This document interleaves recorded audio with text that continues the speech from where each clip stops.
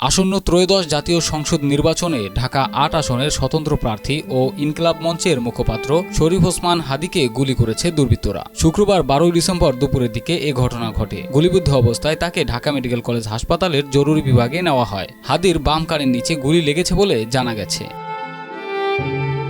এদিকে বিভিন্ন বিদেশি নম্বর থেকে কল করে হাদীকে হত্যার হুমকি দেওয়া হচ্ছে বলে গত ১৩ নভেম্বর ফেসবুকে একটি স্ট্যাটাস দিয়েছিলেন ওসমান হাদী। ফেসবুকের ওই স্ট্যাটাসে হাদী লিখেছেন, গত ৩ ঘন্টায় আমার নম্বরে অন্তত ৩০টি বিদেশি নম্বর থেকে কল ও টেক্সট করেছে, যার সামারি হলো, আমাকে সর্বক্ষণ নজরদারিতে রাখা হচ্ছে, তারা আমার বাড়িতে আগুন দেবে, আমার মা, বোন ও স্ত্রীকে ধর্ষণ করবে এবং আমাকে হত্যা করবে।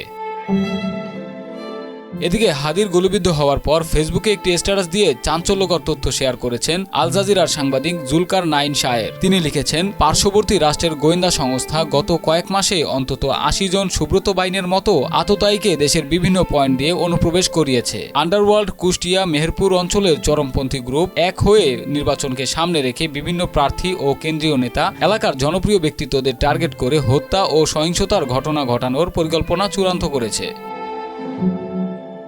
এদিকে হাদীর গুলিবিদ্ধ হওয়ার ঘটনায় প্রধান উপদেষ্টা ডক্টর মোহাম্মদ ইউনূস, বিএনপির ভারপ্রাপ্ত চেয়ারম্যান তারেক রহমান সহ দেশের বিভিন্ন রাজনৈতিক দলের নেতারা উদ্বেগ প্রকাশ করেছেন।